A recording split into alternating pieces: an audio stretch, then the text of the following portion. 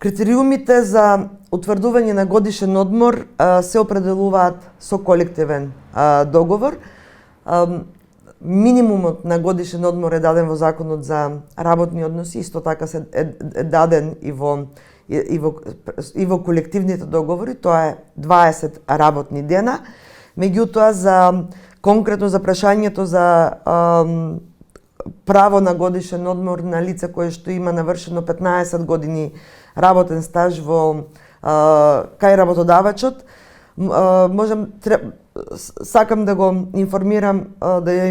информирам лицето дека согласно колективниот договор кој што е на ниво на сектор каде што работи, дали е во јавен сектор или е во приватниот сектор, гранските колективни договори или пак доколку има колективен договор на ниво на работодавач, во самиот колективен договор се утврдуваат конкретно за колку години работно искуство се добиваат денови за годишен одмор. Односно, времето кое што правото на годишен одмор се утврдува врз неколку критериуми, и тоа времето поминато во работен однос, сложеноста на работата, на работното место кое што извршува работникот, понатаму условите за работа, здравствената состојба на работникот.